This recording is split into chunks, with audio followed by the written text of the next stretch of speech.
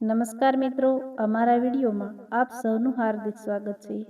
મિત્રો, આજે આપણે વાત કરવાના છીએ.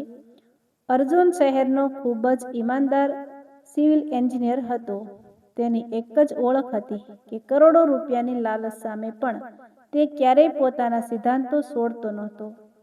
તેની પત્ની કાવ્યા બાળપણથી જ આઈપીએસ અધિકારી બનવાનું સપનું જોતી હતી. લગ્ન પછી અર્જુને કાવ્યાને કહ્યું હતું, તું માત્ર ભણ, ઘર અને ખર્ચની ચિંતા હું કરી લઈશ. એક દિવસ આખું રાજ્ય તને એસપી મેડમ કહીને ઓળખશે. કાવ્યા હસીને કહેતી, અને લોકો તમને એસપી મેડમના પતિ તરીકે ઓળખશે. બંનેનું જીવન પ્રેમ, વિશ્વાસ અને નાના નાના સપનાઓથી ભરેલું હતું. દર સાંજે બંને સાથે ચા પીતા, ભવિષ્યની વાતો કરતા અને એકબીજાને વચન આપતા કે ગમે તે પરિસ્થિતિ આવે, એકબીજાનો હાથ ક્યારેય નહીં છોડે. એ જ શહેરમાં મહેન્દ્રસિંહ નામનો એક ખૂબ જ પ્રભાવશાળી બિલ્ડર હતો. પૈસા અને સત્તાના જોરે તેણે અનેક ગેરકાયદેસર બિલ્ડિંગો ઊભી કરી હતી. હવે તે શહેરની સૌથી મોટી લક્ઝરી ટાવર સ્કીમ શરૂ કરવા માંગતો હતો. પરંતુ તેના નકશામાં ગંભીર ખામીઓ હતી. જો બિલ્ડિંગ બની જાય તો સેંકડો લોકોનો જીવ જોખમમાં મુકાઈ શકે. મંજૂરી માટે ફાઇલ અર્જુન પાસે આવી. આખો દિવસ દસ્તાવેજો તપાસ્યા પછી અર્જુને સ્પષ્ટ લખી દીધું કે આ પ્રોજેક્ટને મંજૂરી આપી શકાય નહીં. બીજા જ દિવસે મહેન્દ્રસિંહ પોતાની ઓફિસમાં આવી પહોંચ્યો. તેના સાથે 2-3 માણસો અને નોટોથી ભરેલી બેગ હતી. તેણે હસતા કહ્યું, અર્જુન સાહેબ, આ શહેરમાં દરેક વસ્તુની કિંમત હોય છે, તમારી પણ હશે. આ બેગ રાખો અને ફાઇલ પર સહી કરી દો. અર્જુને બેગ તેની સામે ધકેલી દીધી અને શાંત જવાબમાં કહ્યું, મારી ઈમાનદારી વેચાતી નથી. લોકોનું જીવન જોખમમાં મૂકી હું 1 રૂપિયો પણ નહીં લઉં. મહેન્દ્રસિંહના ચહેરાનો રંગ બદલાઈ ગયો. તેણે ગુસ્સામાં કહ્યું, વિચાર કરી લે, મારી વાત ન માનનાર માણસ આ શહેરમાં શાંતિથી જીવી શકતો નથી. અર્જુન તેની આંખોમાં આંખો મિલાવીને બોલ્યો, મને મારી નોકરી ગુમાવવાનો ડર નથી, પણ મારા કારણે કોઈ નિર્દોષ માણસ મરી જાય એનો ડર છે. આ વાત ત્યાંથી જ પૂરી થઈ ગઈ. પરંતુ મહેન્દ્રસિંહના મનમાં બદલો લેવાની આગ ભભૂકી ઉઠી. સાંજે અર્જુન ઘરે પહોંચ્યો ત્યારે કાવ્યા તેના માટે ચા લઈને બેઠી હતી. તેણે જોયું કે આજે અર્જુન થોડો ચિંતિત હતો. કાવ્યાએ પૂછ્યું, શું થયું? અર્જુને આખી ઘટના કહી. કાવ્યાએ તરત જ કહ્યું, મને ડર લાગે છે. એવા લોકો કંઈ પણ કરી શકે. અર્જુન હળવું સ્મિત કરીને બોલ્યો, જો સત્ય માટે ડરી જઈશું તો ખોટા લોકો હંમેશા જીતશે. કાવ્યાએ તેનો હાથ પકડીને કહ્યું, મને માત્ર તમારો ડર લાગે છે. હું તમને કંઈ થવા નહીં દઉં. અર્જુને પ્રેમથી કહ્યું, જો ક્યારેય મારી સાથે કંઈ થાય તો તું તારો રસ્તો ક્યારેય છોડતી નહીં. તું એક દિવસ જરૂર એસપી બનજે. મને તારા પર ગર્વ થશે. કાવ્યાએ તરત જ તેના મોઢા પર હાથ મૂકી દીધો. તેની આંખો ભીની થઈ ગઈ. આવી અશુભ વાત ફરી ક્યારેય નહીં કરશો. તમે હંમેશા મારી સાથે જ રહેશો. તે રાત્રે બંનેએ સાથે જમવાનું કર્યું, હસ્યા, વાતો કરી અને ભવિષ્યના સુંદર સપનાઓ જોયા. પરંતુ તેમને ખબર નહોતી કે તેમની જિંદગીની આ છેલ્લી શાંત રાત હતી. બીજી તરફ મહેન્દ્રસિંહ પોતાના ફાર્મ હાઉસમાં બેઠો હતો. તેણે પોતાના સૌથી વિશ્વાસુ માણસને બોલાવ્યા અને ઠંડા અવાજમાં કહ્યું, આ એન્જિનિયર જીવતો રહેશે ત્યાં સુધી મારી કરોડોની કમાણી બંધ રહેશે. આવતીકાલે રાત્રે જ્યારે તે ઘરે પરત ફરે ત્યારે એવો અકસ્માત થવો જોઈએ કે દુનિયા તેને માત્ર અકસ્માત જ માને.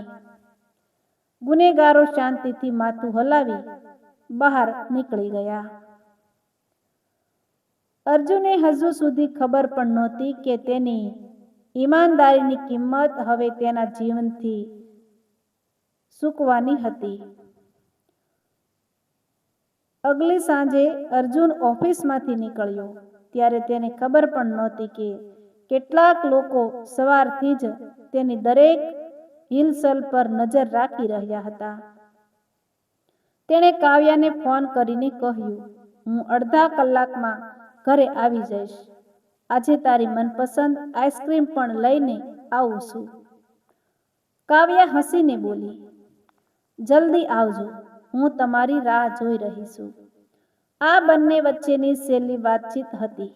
અર્જુનની કાર શહેરની બહારના સુમસામ રસ્તા પર પહોંચી ત્યારે પાછળથી એક મોટો ટ્રક ખૂબ જ ઝડપથી તેની તરફ આવવા લાગ્યો. અર્જુનને કંઈક શંકા ગઈ. તેણે કારની સ્પીડ વધારી, પરંતુ ટ્રક સતત તેની પાછળ જ હતો. થોડા ક્ષણોમાં ટ્રકે જોરદાર ટક્કર મારી. કાર રસ્તા પરથી ઉછળીને ઊંડી ખીણ તરફ ધકેલાઈ ગઈ. અર્જુને સ્ટીયરિંગ સંભાળવાનો ઘણો પ્રયત્ન કર્યો, પરંતુ બીજી ક્ષણે બીજી એક જોરદાર ટક્કર વાગી અને કાર ખીણમાં જઈ પડી. કાર પલટી ખાઈને પથ્થરો સાથે અથડાઈ અને થોડી જ વારમાં તેમાં આગ લાગી ગઈ. અર્જુન ગંભીર રીતે ઘાયલ થઈ ગયો હતો. તેના માથામાંથી સતત લોહી વહી રહ્યું હતું. તે અર્ધબેભાન હાલતમાં કારમાંથી બહાર નીકળવાનો પ્રયત્ન કરી રહ્યો હતો. એટલામાં અકસ્માત કરાવનાર ગુંડાઓ નીચે ઉતર્યા. એક બોલ્યો, લાગે છે હજુ જીવતો છે. બીજાએ કહ્યું, આગ વધી રહી છે, થોડી વારમાં બળી જશે, કોઈ પુરાવો નહીં બચે. તેઓ ત્યાંથી ભાગી ગયા, પરંતુ ભગવાનને કંઈક બીજું જ મંજૂર હતું. વરસાદના થોડા ટીપાં પડવા લાગ્યા. નજીકમાં સાયકલ લઈને પસાર થતા એક વૃદ્ધ પંચરવાળાની નજર ખીણમાં પડી. તેણે ધુમાડો જોયો અને તરત જ નીચે દોડી ગયો. પોતાની જાન જોખમમાં મૂકીને તેણે અર્જુનને સળગતી કારમાંથી બહાર ખેંચ્યો. અર્જુન બેભાન હતો. વૃદ્ધે કોઈને જાણ કર્યા વગર તેને પોતાની નાની ઝૂંપડીમાં લઈ ગયો, કારણ કે તેને ડર હતો કે જો હુમલો કરનાર લોકોને ખબર પડશે તો તેઓ ફરી આવીને આ માણસને મારી નાખશે. બીજી તરફ રસ્તા પર ભેગા થયેલા લોકો અને પોલીસને સળગેલી કાર મળી. કારની અંદર એક બળેલી લાશ મળી, જેના કારણે બધાએ માની લીધું કે એ અર્જુન જ છે. પોલીસ દ્વારા કાવ્યાને ફોન કરવામાં આવ્યો. સમાચાર સાંભળીને તેના હાથમાંથી ફોન નીચે પડી ગયો. તે રડતી રડતી ઘટના સ્થળે પહોંચી. સળગેલી કાર જોઈને તે બૂમો પાડી ગઈ. તેણે વારંવાર કહ્યું, ના, મારા અર્જુન મને છોડીને જઈ જ નથી શકતા. પરંતુ પરિસ્થિતિ એવી હતી કે કોઈ પાસે તેના પ્રશ્નોનો જવાબ નહોતો. બીજા દિવસે આખું શહેર અર્જુનના અંતિમ સંસ્કારમાં ઉમટી પડ્યું.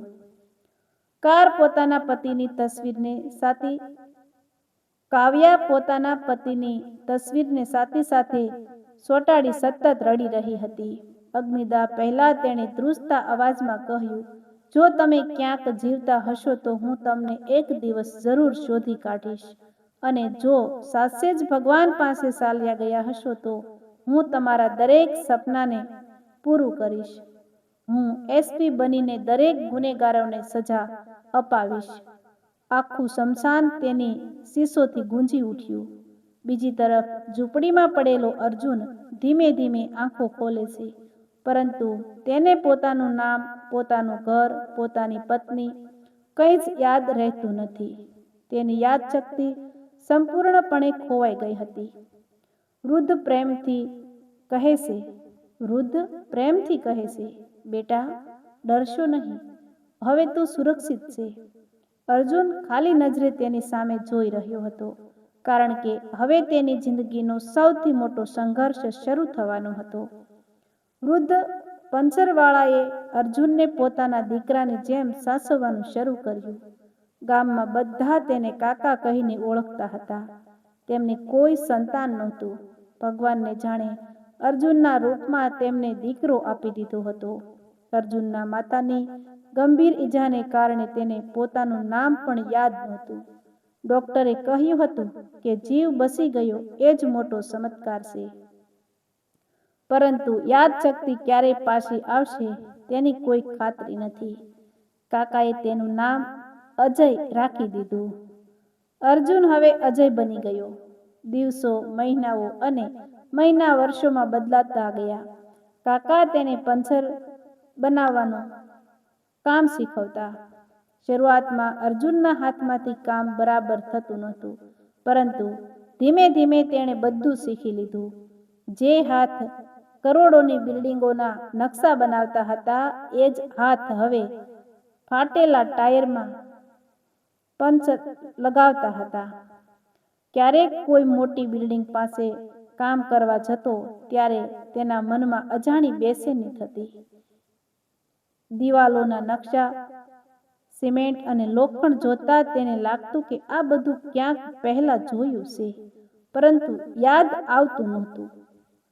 રાત્રે ઘણીવાર તેને એક જ સપનું આવતું. એક સ્ત્રી સફેદ સાડીમાં રડી રહી છે. તેના હાથમાં કોઈની તસવીર છે અને તે વારંવાર અર્જુન કહીને બોલાવી રહી છે. અર્જુન અચાનક ઊંઘમાંથી જાગી જતો, પરંતુ તે સ્ત્રી કોણ હતી તેને કોઈ ખબર નહોતી. બીજી તરફ કાવ્યાએ પોતાના આંસુઓને પોતાની શક્તિ બનાવી દીધી. પતિને આપેલું વચન યાદ રાખીને તેણે દિવસ રાત મહેનત કરી. અનેક મુશ્કેલીઓ વચ્ચે તેણે યુપીએસસીની પરીક્ષા પાસ કરી અને આખરે પોલીસ સેવામાં પસંદગી પામી. ટ્રેનિંગ દરમિયાન પણ જ્યારે બધા હસતા રમતા હતા, ત્યારે કાવ્યા એકલી બેસીને અર્જુનની તસવીર જોતા જોતા રડી પડતી. તે દરરોજ પોતાની ડાયરીમાં એક જ વાક્ય લખતી, અર્જુન, હું આજે પણ તમારી રાહ જોઈ રહી છું. વર્ષો પસાર થતા તે પોતાની બહાદુરી, ઈમાનદારી અને કડક નિર્ણયોથી આખા રાજ્યમાં જાણીતી બની ગઈ. હવે લોકો તેને એસપી કાવ્યા મેડમ તરીકે ઓળખતા હતા. છતાં તેના ઓફિસના ટેબલ પર આજે પણ અર્જુનની એક નાની તસવીર હંમેશા રાખેલી રહેતી. કોઈ પૂછે તો માત્ર એટલું જ કહેતી, આ મારી જિંદગીની સૌથી મોટી તાકાત છે. બીજી તરફ અર્જુનને ક્યારેય કોઈ બાળક પપ્પા કહીને પોતાના પિતાને બોલાવતું સંભળાય તો તેની આંખોમાં અચાનક આંસુ આવી જતા. તેને સમજાતું નહોતું કે શા માટે તેનું હૃદય આટલું દુઃખી થઈ જાય છે. કાકા ઘણી વખત કહેતા, બેટા, લાગે છે તારા ભૂતકાળમાં કોઈ એવો માણસ છે જે આજે પણ તારી રાહ જોતો હશે. અર્જુન નિઃશબ્દ આકાશ તરફ જોઈ રહેતો. તેને ખબર નહોતી કે તેની રાહ જોનાર વ્યક્તિ હવે સમગ્ર જિલ્લાના એસપી બની ગઈ છે. 16 વર્ષ વીતી ગયા. એક દિવસ કાકાની તબિયત ખૂબ ખરાબ થઈ. હોસ્પિટલ લઈ જવા માટે પૈસાની જરૂર હતી. અર્જુન વહેલી સવારે પંચરની દુકાન ખોલીને બેઠો અને મનમાં પ્રાર્થના કરવા લાગ્યો, હે ભગવાન, આજે એટલી કમાણી કરાવી દે કે કાકાની સારવાર થઈ જાય. તેને ખબર નહોતી કે આજનો દિવસ તેની આખી જિંદગી બદલી નાખવાનો હતો, કારણ કે થોડા જ કલાકોમાં એક સરકારી ગાડીનું ટાયર પંચર થઈને તેની દુકાન સામે આવવાનું હતું અને એ ગાડીમાં બેઠેલી એસપી કાવ્યા પોતાના 16 વર્ષ પહેલા ખોવાયેલા પતિને પોતાની આંખો સામે જીવતા જોવા જઈ રહી હતી. વહેલી બપોરનો સમય હતો. અર્જુન હંમેશની જેમ એક ટ્રકનું ટાયર બનાવી રહ્યો હતો. કાકા અંદર ખાટલા પર બીમાર હાલતમાં સૂતા હતા. એટલામાં દૂરથી પોલીસની પાયલોટ જીપનો સાયરન સંભળાયો. તેની પાછળ એસપી કાવ્યાની સરકારી ગાડી આવી રહી હતી. અચાનક ગાડીનું પાછળનું ટાયર ફાટી ગયું. ડ્રાઈવરે ગાડી ધીમે ધીમે કરીને રસ્તાની બાજુમાં આવેલી એ જ નાની પંચરની દુકાન આગળ ઊભી રાખી. બે પોલીસ જવાન તરત નીચે ઉતર્યા અને આસપાસ નજર કરવા લાગ્યા. અર્જુન શાંતિથી પોતાના સાધનો લઈને ગાડી તરફ આવ્યો. તેણે માથું નીચે રાખીને ટાયર ખોલવાનું શરૂ કર્યું. ગાડીની અંદર બેઠેલી કાવ્યા એક મહત્વપૂર્ણ કેસની ફાઇલ વાંચી રહી હતી. પવનના ઝોકાથી ફાઇલનું એક પાનું નીચે પડી ગયું. તે પાનું લેવા માટે કાવ્યા ગાડીમાંથી નીચે ઉતરી. તેની નજર અચાનક ટાયર બનાવી રહેલા માણસ પર પડી. તે ક્ષણ સમય માટે અટકી ગયો. કાવ્યાની આંખો પહોળી થઈ ગઈ. તેનો શ્વાસ અટકી ગયો. તેના હાથમાંથી ફાઇલ જમીન પર પડી ગઈ. તે માણસનો ચહેરો ઉંમરથી બદલાઈ ગયો હતો. વાળમાં સફેદી આવી ગઈ હતી. કપડાં સામાન્ય હતા. હાથ પર ગ્રીસ લાગેલું હતું, પરંતુ તેની આંખો તેના ચહેરાની શાંતિ અને જમણા હાથ પર બાળપણમાં પડેલું દાજનું નિશાન બિલકુલ એ જ હતું. કાવ્યાના હોઠ ધ્રુજવા લાગ્યા. ધીમા અવાજે તેના મોઢેથી માત્ર એક શબ્દ નીકળ્યો, અર્જુન. અર્જુને માથું ઊંચું કરીને તેની તરફ જોયું. સામે એક એસપી અધિકારી ઊભી હતી. આંખોમાંથી ધોધમાર આંસુ વહેતા હતા. અર્જુને નમ્રતાથી કહ્યું, મેડમ, ટાયર 10 મિનિટમાં તૈયાર થઈ જશે. આ અવાજ સાંભળતા જ કાવ્યાની અંદરની 16 વર્ષની પીડા તૂટી પડી. તે દોડીને અર્જુન સામે આવી અને કંપતા અવાજે બોલી, અર્જુન, હું કાવ્યા છું, તમારી કાવ્યા. અર્જુન ચોંકી ગયો. તેણે ગુસ્સાયેલા અવાજમાં કહ્યું, મેડમ, કદાચ તમને કોઈ ગેરસમજ થઈ છે. મારું નામ અજય છે. કાવ્યાની આંખોમાંથી આંસુ રોકાતા નહોતા. તેણે ધીમે ધીમે અર્જુનનો હાથ પકડી લીધો. એ જ હાથ જેને તેણે 16 વર્ષ પહેલા છેલ્લી વાર પકડી રાખ્યો હતો. તેણે કંપતા અવાજે કહ્યું, આ હાથને હું દુનિયાના લાખો લોકોમાં પણ ઓળખી શકું છું. તમે મારા પતિ છો. તમે અર્જુન છો. ભગવાન માટે મને ઓળખવાનો પ્રયત્ન કરો. અર્જુનનું માથું ભારે થવા લાગ્યું. તેને કંઈક ધૂંધળા દ્રશ્યો દેખાવા લાગ્યા, પરંતુ બધું તરત જ અદૃશ્ય થઈ ગયું. તેણે હાથ છોડવાનો પ્રયત્ન કર્યો અને કહ્યું, મેડમ, મને કંઈ યાદ નથી. આ સાંભળીને કાવ્યા પોતાની લાગણીઓ રોકી શકી નહીં. તે બધાની સામે અર્જુનના પગમાં પડી ગઈ અને રડતા રડતા બોલી, ભગવાન માટે એકવાર મારી આંખોમાં જુઓ. હું 16 વર્ષથી તમારી રાહ જોઈ રહી છું. મને એકલી છોડીને કેમ ચાલ્યા ગયા? આસપાસ ઊભેલા પોલીસ જવાનો, ડ્રાઈવર અને રસ્તા પરથી પસાર થતા લોકો આ દ્રશ્ય જોઈને સતબત થઈ ગયા. કોઈને સમજાતું નહોતું કે જિલ્લાના કડક સ્વભાવ માટે જાણીતી એસપી મેડમ એક સામાન્ય પંચર બનાવનારના પગમાં પડીને કેમ રડી રહી છે. અર્જુન ગભરાઈ ગયો. તેણે તરત કાવ્યાને ઊભી કરી અને કહ્યું, મેડમ, કૃપા કરીને આમ ન કરો. મને ખરેખર કંઈ યાદ નથી. એટલામાં અંદરથી કાકાનો જોરદાર ઉધરસનો અવાજ આવ્યો.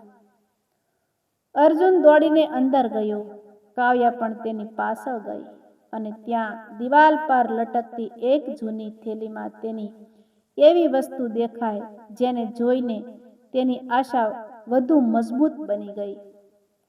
તે અર્જુનની વર્ષો જૂની ઘડિયાળ હતી, જે અકસ્માતના દિવસે તેના હાથમાં હતી. હવે કાવ્યાને ખાતરી થઈ ગઈ હતી કે ભગવાને આખરે તેનો પતિ તેને પાછો આપ્યો છે, પરંતુ હજુ સૌથી મોટું સત્ય બહાર આવવાનું બાકી હતું. કાવ્યાએ ધ્રુજતા હાથથી તે જૂની ઘડિયાળ ઉપાડી. ઘડિયાળની પાછળ નાના અક્ષરમાં લખેલું હતું, અર્જુન. કાવ્યા. સાથે જીવશું, સાથે મરશું. આ શબ્દો વાંચતા જ કાવ્યાની આંખોમાંથી આંસુનો ધોધ વહી ગયો. હવે તેને કોઈ શંકા રહી નહોતી. તેણે ઘડિયાળ સાથે લગાવી અને ધીમે અવાજે કહ્યું, આ ઘડિયાળ મેં લગ્નની પહેલી વર્ષગાંઠે તમને ભેટમાં આપી હતી. આ દુનિયામાં આવી બીજી કોઈ ઘડિયાળ નથી. અર્જુન આશ્ચર્યથી કાવ્યાને જોતો રહ્યો. તેના મનમાં કંઈક હલનચલન થવા લાગી. માથામાં અસહ્ય દુખાવો શરૂ થયો. તેણે ધૂંધળા દ્રશ્યો દેખાવા લાગ્યા. કોઈ યુવતી હસતી હતી. કોઈ તેનો હાથ પકડીને કહી રહી હતી, તમે હંમેશા મારી સાથે જ રહેશો ને? પરંતુ થોડી ક્ષણમાં બધું ફરી અંધારામાં ખોવાઈ ગયું. અર્જુન બંને હાથથી માથું પકડીને જમીન પર બેસી ગયો. કાવ્યા ગભરાઈ ગઈ. તેણે તરત જ તેનો હાથ પકડી લીધો અને બોલી, અર્જુન, હિંમત રાખો. બધું યાદ આવી જશે. આટલામાં કાકાએ ધીમે અવાજે પૂછ્યું, મેડમ, તમે આને ઓળખો છો? કાવ્યાએ આંખોમાં આંસુ લઈને આખી વાત કહી. કાકાની આંખો પણ ભીની થઈ ગઈ. તેમણે કહ્યું, 16 વર્ષ પહેલા મેં આ બેટાને સળગતી કારમાંથી જીવતો બહાર કાઢ્યો હતો. જ્યારે ભાન આવ્યું ત્યારે તેને પોતાનું નામ પણ યાદ નહોતું. મને લાગ્યું ભગવાને મને દીકરો આપ્યો છે, એટલે મેં તેને ક્યારેય છોડ્યો નહીં. કાવ્યા તરત જ કાકાના પગે લાગી ગઈ અને રડતા રડતા બોલી, તમે મારા પતિને બીજી જિંદગી આપી છે. આજથી તમે મારા માટે પણ પિતા સમાન છો. કાકાએ આશીર્વાદ આપતા કહ્યું, દીકરી, ભગવાને આજે મારી વર્ષોની પ્રાર્થના સાંભળી. કાવ્યાએ તરત જ પોતાના પોલીસ સ્ટાફને બોલાવ્યો અને અર્જુનને શહેરની સૌથી મોટી હોસ્પિટલમાં લઈ જવાનો નિર્ણય કર્યો. હોસ્પિટલમાં દેશના જાણીતા ન્યુરોસર્જન તમામ રિપોર્ટ્સ તપાસ્યા. તેમણે કહ્યું, આ અકસ્માત પછી માથામાં ગંભીર ઈજા થઈ હતી. યાદશક્તિ ખોવાઈ ગઈ છે, પરંતુ હજુ પણ આશા છે. જો ભૂતકાળ સાથે જોડાયેલી કોઈ ખૂબ જ ભાવનાત્મક ઘટના સામે આવશે તો તેમની યાદશક્તિ પાછી આવી શકે છે. આ વાત સાંભળીને કાવ્યાના મનમાં આશાની નવી કિરણ જાગી.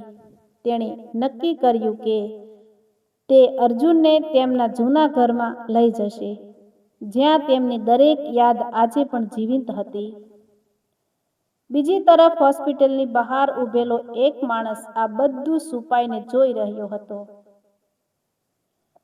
તેણે તરત જ ફોન કરીને કહ્યું, સાહેબ, જેને 16 વર્ષ પહેલા મરેલો માનતા હતા એ એન્જિનિયર જીવતો મળી ગયો છે અને તેની પત્ની હવે એસપી છે.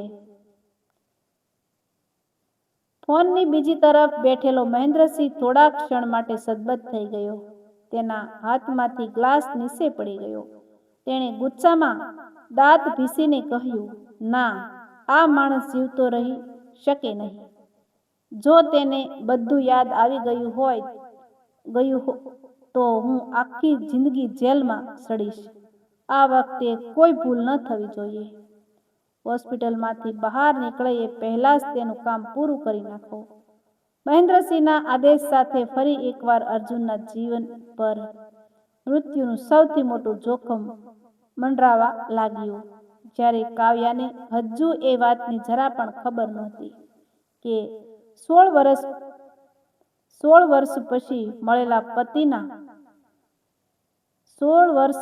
મળેલા પોતાના પતિને બચાવવા માટે હવે તેને ફરી એક જાનલેવા લડાઈ લડવી પડશે. હોસ્પિટલમાં આખી રાત કાવ્યા અર્જુનની બાજુમાં બેઠી રહી. 16 વર્ષ પછી તેને પોતાનો પતિ પાછો મળ્યો હતો.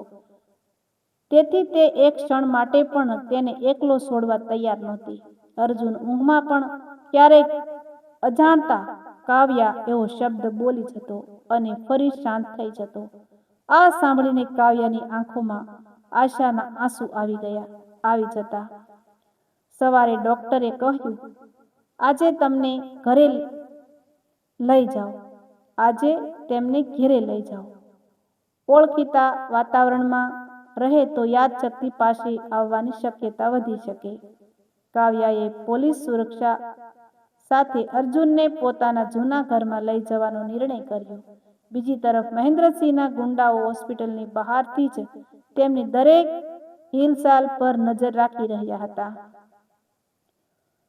કાવ્યાની સરકારી ગાડી હોસ્પિટલમાંથી નીકળી અને થોડા અંતરે પહોંચી ત્યારે એક કાળો એસયુવી તેમની પાછળ લાગી ગયો.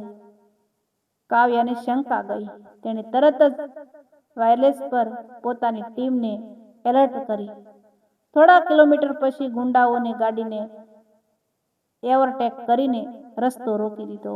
હાથમાં હથિયારો લઈને 4 માણસો નીચે ઉતર્યા. કાવ્યા ક્ષણભર પણ ગભરાઈ નહીં. તેણે તરત જ અર્જુનને ગાડીમાં જ રહેવા કહ્યું અને પોતે પિસ્તોલ કાઢીને સામે ઊભી રહી ગઈ. ગોળીબાર શરૂ થયો. પોલીસ જવાનોએ પણ જવાબી કાર્યવાહી કરી. થોડા જ મિનિટોમાં 2 ગુંડા ઝડપાઈ ગયા, જ્યારે બીજા 2 ભાગી ગયા. પકડાયેલા ગુંડાઓમાંથી એકને કાવ્યાએ કડક અવાજમાં પૂછ્યું, કોણે મોકલ્યા છે? શરૂઆતમાં તે ચૂપ રહ્યો, પરંતુ જ્યારે કાવ્યાએ કાયદેસરની કાર્યવાહી શરૂ કરી ત્યારે આખરે તે બોલી પડ્યો, મહેન્દ્રસિંહ બિલ્ડરે. તેણે કહ્યું હતું કે એન્જિનિયર જીવતો ન બસવો જોઈએ. આ શબ્દો સાંભળીને કાવ્યાની આંખોમાં ગુસ્સો છલકાઈ ગયો. હવે તેને ખાતરી થઈ ગઈ કે 16 વર્ષ પહેલાનો અકસ્માત હકીકતમાં હત્યાનો પ્રયાસ હતો. તે સાંજે કાવ્યા અર્જુનને તેમના જૂના ઘરમાં લઈને પહોંચી. ઘરમાં પ્રવેશતા જ અર્જુનના પગ અટકી ગયા. દિવાલ પર લાગેલા લગ્નના ફોટા, ડ્રોઈંગ રૂમમાં રાખેલો જૂનો સોફો, બારી પાસેનું ઝૂલું અને મંદિરની ઘંટડી જોઈને તેના હૃદયની ધડકન વધી ગઈ. કાવ્યાએ કબાટમાંથી એક જૂનો ફોટો આલ્બમ કાઢ્યો. તેમાં લગ્નની તસવીરો, હનીમૂનની તસવીરો અને બંનેના ખુશીના ક્ષણો હતા. એક ફોટામાં અર્જુન કાવ્યાના હાથમાં ઘડિયાળ પહેરાવી રહ્યો હતો. આ ફોટો જોતા જ અર્જુનના માથામાં અસહ્ય દુખાવો શરૂ થયો. અચાનક તેની આંખો સામે અકસ્માત પહેલાની આખી જિંદગી ફિલ્મની જેમ ફરવા લાગી. કાવ્યાનો હસતો ચહેરો, લગ્નના 7 ફેરા, પોતાનું ઘર, બિલ્ડરની ધમકી, ટ્રકની જોરદાર ટક્કર અને પછી સળગતી કાર. અર્જુન જોરથી શીશ પાડી ઊભો થઈ ગયો. તેણે બંને હાથથી માથું પકડી લીધું અને ધ્રુજતા અવાજે બોલ્યો, કાવ્યા, મને બધું યાદ આવી ગયું. હું અર્જુન છું. હું તને છોડીને જવા માંગતો નહોતો. આ શબ્દો સાંભળતા જ કાવ્યા દોડીને તેના ગળે લાગી ગઈ. બંને 16 વર્ષનો વિરહ એકબીજાના આલિંગનમાં રડીને ઓગાળી રહ્યા હતા. પરંતુ આ ભાવુક મિલન વચ્ચે અર્જુને એક એવી વાત કહી જે આખા કેસનો સૌથી મોટો પુરાવો બનવાની હતી.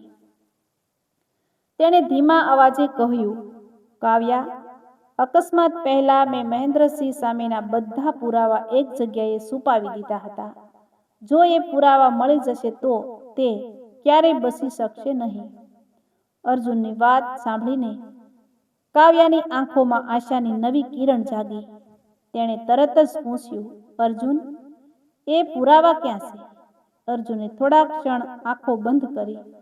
16 વર્ષ જૂની યાદો હજુ પણ ધીમે ધીમે સ્પષ્ટ થઈ રહી હતી. તેણે કહ્યું, અકસ્માતના 1 દિવસ પહેલા મને સમજાઈ ગયું હતું કે મહેન્દ્રસિંહ મને જીવતો નહીં છોડે. એટલે મેં તમામ અસલી નકશા, લાંચના વિડીયો, બેંક ટ્રાન્ઝેક્શનની પેન ડ્રાઈવર અને કેટલીક મહત્વની ફાઇલો આપણા જૂના હાઉસમાં એક લોખંડના બોક્સમાં છુપાવી દીધી હતી. આ વાત મેં કોઈને કહી નહોતી, તને પણ નહીં, કારણ કે હું તને જોખમમાં મૂકવા નહોતો માંગતો. કાવ્યાએ તરત જ પોતાની સ્પેશિયલ ટીમને તૈયાર કરી. મોડી રાત્રે પોલીસનો કાફલો ફાર્મ હાઉસ તરફ નીકળ્યો. વર્ષોથી બંધ પડેલું તે ફાર્મ હાઉસ ધૂળથી ભરાઈ ગયું હતું. અર્જુને ધીમે ધીમે અંદર જઈને એક જૂની દિવાલ તરફ ઈશારો કર્યો. અહીં, તેણે કહ્યું. પોલીસે દિવાલ તોડી. અંદરથી એક લોખંડનો બોક્સ બહાર આવ્યો. બોક્સ ખોલતા જ બધાની આંખો પહોળી થઈ ગઈ. અંદર અસલી બિલ્ડિંગના નકશા, કરોડોની લાંચના હિસાબની ડાયરી, પેન ડ્રાઈવ અને મહેન્દ્રસિંહ સાથે થયેલી ગુપ્ત વાતચીતનું રેકોર્ડિંગ હતું. કાવ્યાએ તરત જ પેન ડ્રાઈવ ચલાવી. તેમાં મહેન્દ્રસિંહનો સ્પષ્ટ અવાજ સંભળાતો હતો. અર્જુનને રસ્તામાંથી હટાવી દો. અકસ્માત જેવું જ લાગવું જોઈએ. આ સાંભળીને હાજર દરેક પોલીસ અધિકારી સતબદ્ધ થઈ ગયો. હવે કેસ સંપૂર્ણપણે મજબૂત બની ગયો હતો. બીજી તરફ મહેન્દ્રસિંહને ખબર પડી ગઈ કે પુરાવા પોલીસના હાથમાં આવી ગયા છે. તે પોતાના બંગલામાં ગુસ્સાથી બધું તોડી રહ્યો હતો. તેણે પોતાના માણસોને કહ્યું, હવે એક જ રસ્તો છે, દેશ છોડીને ભાગી જવું. પરંતુ કાવ્યાએ પહેલેથી જ તમામ એરપોર્ટ, રેલવે સ્ટેશન અને સરહદો પર એલર્ટ જાહેર કરી દીધું હતું. બીજા દિવસે વહેલી સવારે મહેન્દ્રસિંહ પોતાની કારમાં ભાગવાનો પ્રયાસ કરી રહ્યો હતો. અચાનક આગળથી પોલીસની અનેક ગાડીઓએ તેનો રસ્તો રોકી લીધો. કાવ્યા પોતે તેની સામે આવીને ઊભી રહી. તેણે શાંત પરંતુ કડક અવાજમાં કહ્યું, મહેન્દ્રસિંહ, 16 વર્ષ પહેલા તું એક ઈમાનદાર માણસને મારી નાખ્યો એવું સમજી બેઠો હતો. પરંતુ ભગવાને તેને બચાવી લીધો. હવે કાયદાથી તને કોઈ બચાવી શકશે નહીં. મહેન્દ્રસિંહ ભાગવાનો પ્રયાસ કરવા લાગ્યો, પરંતુ પોલીસે તેને પકડી લીધો. હાથકડી પહેરાવતા જ તેણે અર્જુનને જોયો. અર્જુન તેની સામે શાંતિથી ઊભો હતો. મહેન્દ્રસિંહના ચહેરાનો રંગ ઉડી ગયો. તે સમજી ગયો કે હવે તેનો અંત નજીક છે. કાવ્યાએ તેની સામે વર્ષો જૂના તમામ પુરાવા મૂકી દીધા. મહેન્દ્રસિંહ પાસે હવે કોઈ જવાબ નહોતો. તે માથું ઝુકાવીને ઊભો રહ્યો. બીજી તરફ મીડિયામાં સમાચાર ફેલાઈ ગયા કે 16 વર્ષ પહેલા મૃત જાહેર થયેલો એન્જિનિયર જીવતો મળી આવ્યો છે અને હવે તે જ પોતાના પર થયેલા અત્યાચારના પ્રયાસનો મુખ્ય સાક્ષી બન્યો છે. આખું રાજ્ય આ ઘટનાથી હચમચી ગયું. પરંતુ હજુ સૌથી ભાવુક ક્ષણ આવવાની બાકી હતી. કોર્ટમાં જ્યારે અર્જુન 16 વર્ષ પછી પોતાની સત્ય કથા બધાની સામે કહેશે, ત્યારે ત્યાં હાજર દરેક વ્યક્તિની આંખો ભીની થઈ જશે. રેસન કોર્ટમાં એ દિવસ ઐતિહાસિક બની ગયો હતો. કોર્ટરૂમ લોકો, પત્રકારો અને પોલીસ અધિકારીઓથી ખચાખચ ભરાઈ ગયો હતો. બધાની નજર એક જ માણસ પર હતી, જે 16 વર્ષ પહેલા મૃત જાહેર થયો હતો અને આજે જીવતો સાક્ષી બનીને કોર્ટમાં ઊભો હતો. જજ સાહેબે અર્જુનને સોગંદ અપાવી. અર્જુને ધીમા પરંતુ મક્કમ અવાજમાં આખી ઘટના કહેવાની શરૂઆત કરી. તેણે જણાવ્યું કે કેવી રીતે મહેન્દ્રસિંહે કરોડોની લાંચ આપવાનો પ્રયાસ કર્યો, કેવી રીતે તેણે ઇનકાર કર્યો અને કેવી રીતે તેની હત્યાનું કાવતરું રચવામાં આવ્યું. પછી પેન ડ્રાઈવ, બેંકના દસ્તાવેજો, ગુંડાઓના નિવેદનો અને અન્ય તમામ પુરાવો કોર્ટમાં રજૂ કરવામાં આવ્યા. મહેન્દ્રસિંહના વકીલે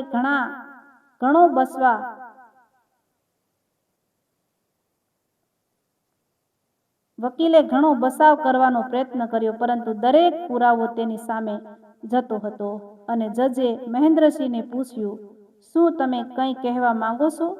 આખા કોર્ટરૂમમાં શાંતિ છવાઈ ગઈ. થોડા ક્ષણ પછી મહેન્દ્રસિંહની આંખોમાંથી આંસુ આવી ગયા. તેણે માથું ઝુકાવીને કહ્યું, હા, મેં જ આ બધું કરાવ્યું હતું. પૈસાના અહંકારમાં હું માણસાઈ ભૂલી ગયો હતો. મને લાગ્યું હતું કે અર્જુન મરી ગયો છે અને સત્ય ક્યારેય બહાર નહીં આવે.